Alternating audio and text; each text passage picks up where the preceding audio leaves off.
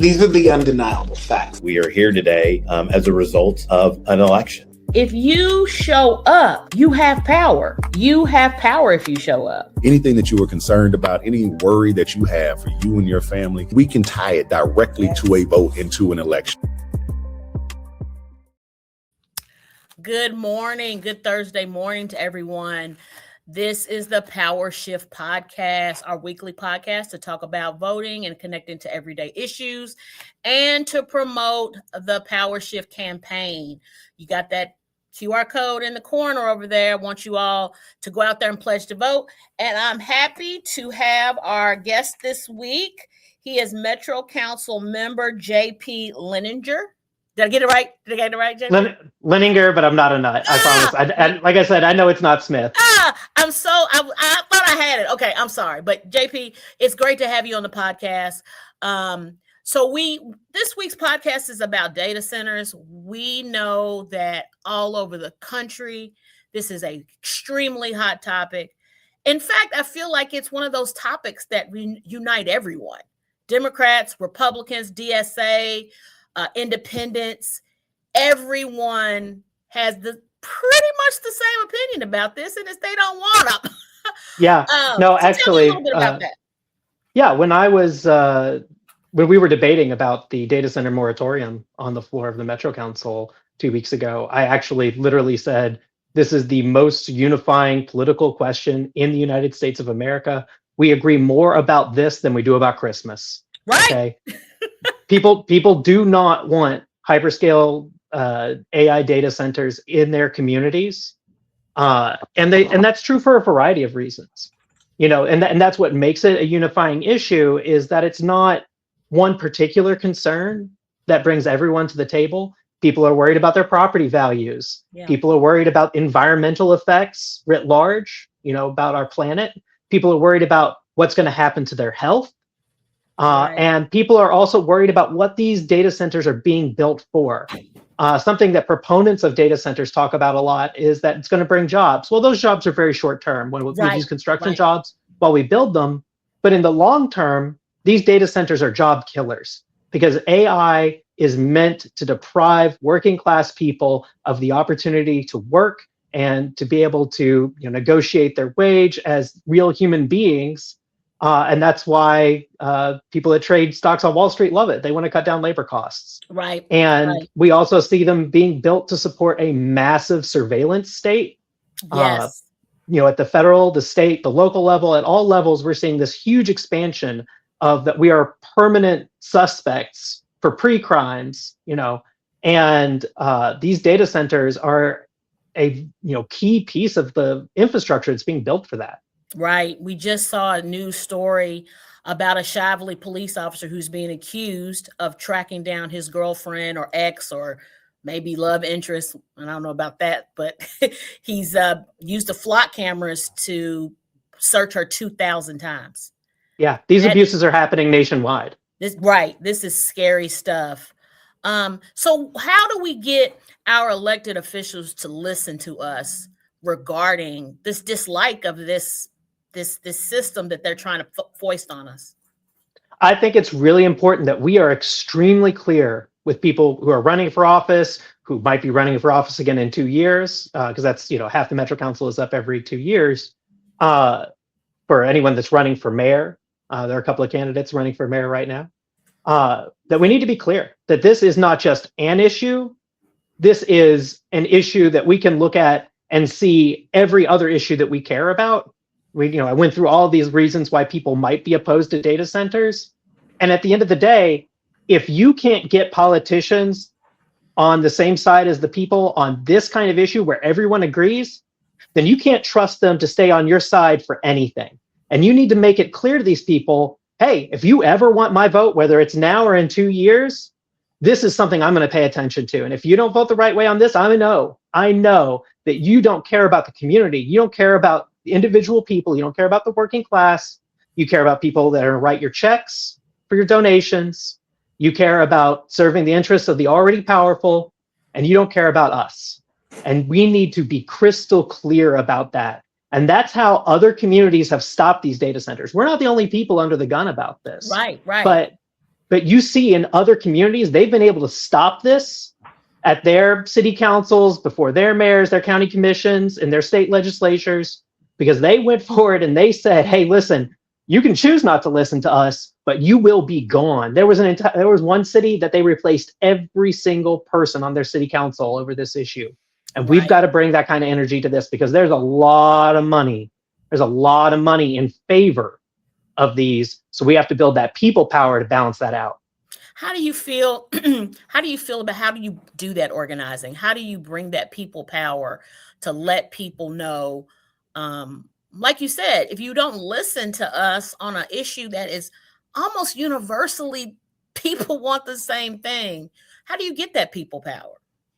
Well, first of all, you've got to be connected in your community. And one of the worst things that we see here, in capitalism and this neoliberal society that we live in, and I'm sorry for throwing around a bunch of jargon terms. No, it's good. Is we are disconnected from one another. We are not connected in community the way we used to be. We don't have community centers. We don't have like Rotarian clubs and Elks and things like that. Neighborhoods where people had block parties and you knew your neighbors, you knew all your neighbors. We don't live in a society like that anymore. Right. Because working class people are pressed and oppressed. People are working 2 jobs. They've barely got time to make dinner for their kids before they pass out, and they got to rinse and repeat. And so we have to be intentional about talking to our neighbors, our family, our friends, our coworkers, our classmates. We've got to be intentional about building those community ties and talking to people about, hey, this is an issue that affects all of us, and it affects us as the working class, as people who don't have access to, whatever healthcare we might ever need, and we don't have access to the closed doors, where decisions are made, in institutions, and this private access that the wealthy have. We don't have these things, and we definitely don't have an escape hatch to a private island, like these moguls who want these data centers might have. We don't have those protections. Right. And instead, the protection we have is each other. Right. And so we have to be intentional about building that community, saying, hey, this is an issue that affects all of us, and everyone needs to be talking about this, right? So you do that interpersonal organizing, you do that interpersonal relationship building, where you get people together, maybe have a block party, maybe have a barbecue, and say, hey, I want to have this block party, this barbecue, and I want to talk about this and what we can do together about it. Right. Because real power isn't here inside of Metro Council, the City Hall, the mayor's office. Real power is out there where people are. But we have to learn to build that power together. And so that's the first thing, is you've got to be organized. There are people who are already doing this work. There's the Delete Data Center campaign, Louisville DSA. There's No Data Centers 502. L-Surge, Louisville Showing Up for Racial Justice, is very involved with this. There's been, for a very long time, there's been organizing about environmental racism in Rubbertown. Yeah, I promise those people care about this. And you can find places in our community where people are already active, and they want more than anything for you to knock on their door and say, hey, I want to get involved, and I want to bring everyone I know with me. Right. I really appreciate that. That is so important, to bring up that relational organizing, because you have more influence on people than just some random guy on the street. You got to start close to your network, your family, your friends, the cousins, the co-workers, all those people, to get that people power. So I want you all to remember, go to that Pledge to Vote QR code, Pledge to Vote. Also go to the powershift.org the powershift26.org to find out more information about things that are going on in the city. And we put up events, and we have events. And so one of those things is, we want to make sure that we understand, and this is my next question, understand voting is also a part of that people power. Can you talk a little bit about that? Because a lot of people will say, well, I just want to do the organizing part, or I just want to vote. Like, what do you say to a person who's like, I don't think voting matters?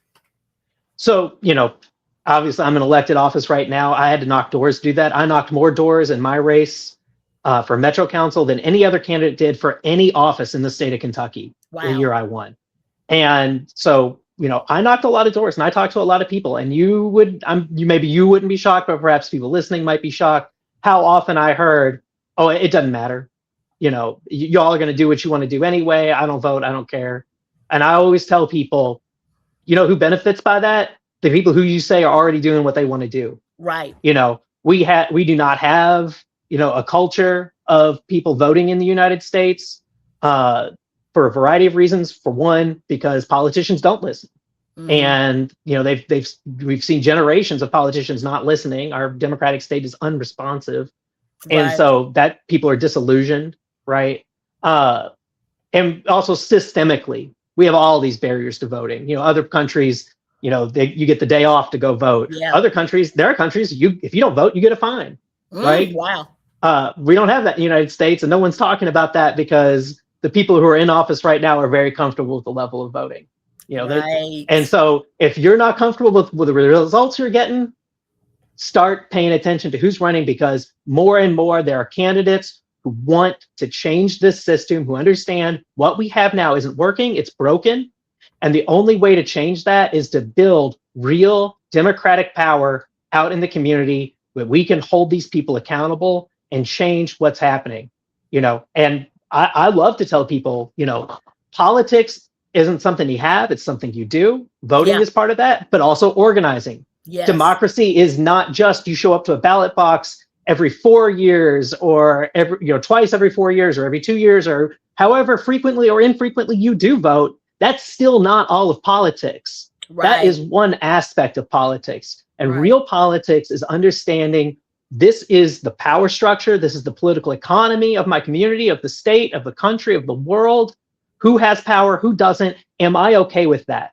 Right. And who do I want to have power? And how do we get there? And that's real politics. And it's a lot of work, right? It is. I wish it was as simple as just showing up and voting. I don't want to be doing this. I've got kids. I've got hobbies. Let me write a book. I don't want to have to do this, but I'm doing it because it is important, because we can build a better world.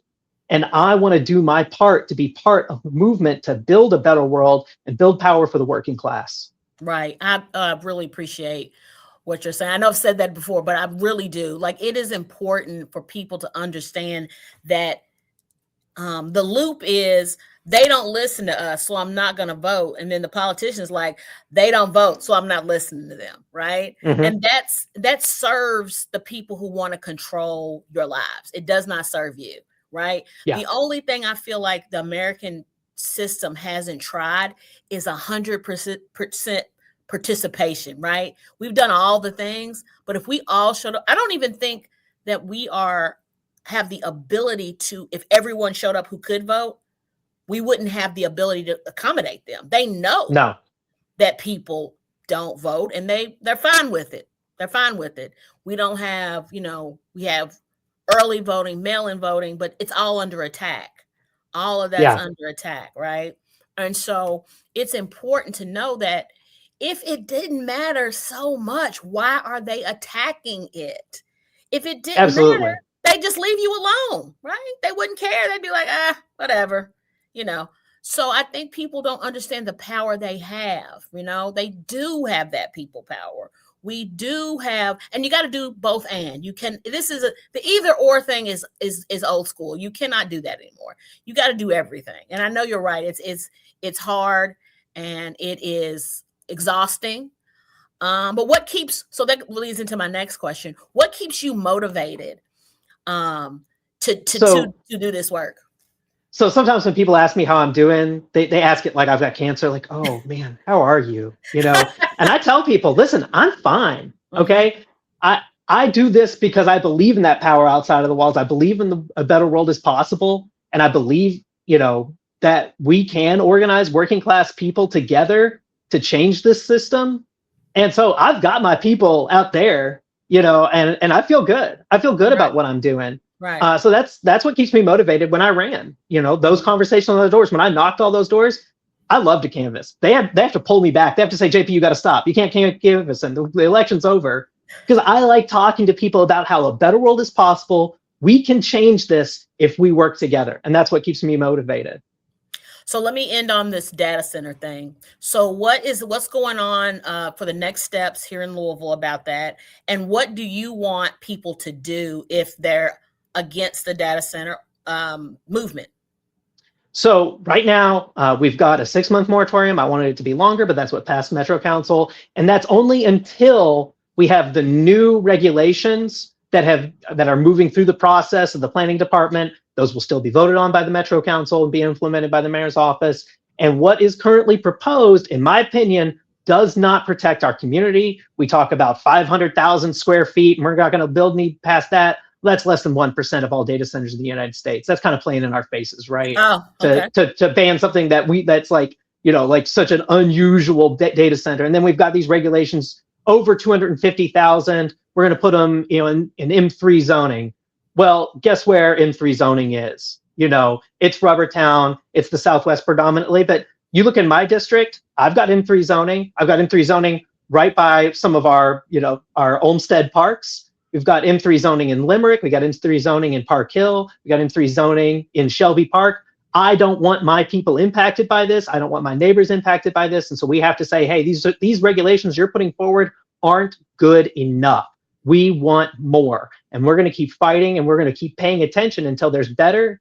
And quite frankly, stay on top of who's voting for what. Because some people will tell you, oh, I'm with you all. I'm listening. I'm concerned about these data centers too. But then when it comes to stricter regulations, all of a sudden, well, what about our tax base? And what about this and that? No, you got to be paying attention to who is saying, hey, I'm with you no matter what. And those are the people. We need more of those people in office. Okay. And when is the next meeting? Do you know the next meeting is in Metro Council about? Or do you all have a next meeting? We have every 2 weeks is when we have our full council meetings. Now, I don't know when those regulations will be before the body. Okay. Okay. Like I said, they're still working their way through the planning commission. It has not been introduced as new legislation.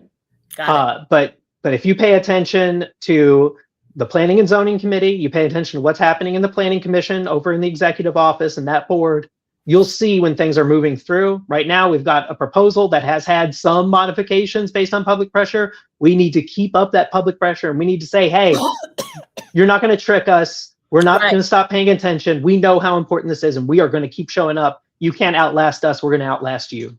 That's a great way to end it. We have on our podcast, we're on the Facebook post or YouTube channel. We're going to have these links for you all. We're going to have JP's link to learn more about him. We're going to have his political party's link. He's a DSA candidate. DSA member. That's Democratic Socialists of America. We're also going to have a link to the Planning Commission, so you can help keep up with these things and pay attention. Let me tell you all something before we leave. You all actually have done a lot of this people power work. There were over 3,000 comments. Those data center meetings are packed to the gills. They're listening, and you just have to keep your foot on their necks. Like, you just have to. That's right. That's how it's right there. Keep it on my neck. Right, I want it. Right. And so I appreciate you, JP. This was a great conversation. I want you all to go out there and pledge to vote, visit those links, and you all see y'all next week. I think we have Ja'Cory Arthur next week. So we'll have another great discussion with someone who knows about people power and organizations. Thanks. All right. Solidarity. Thank you for having me on.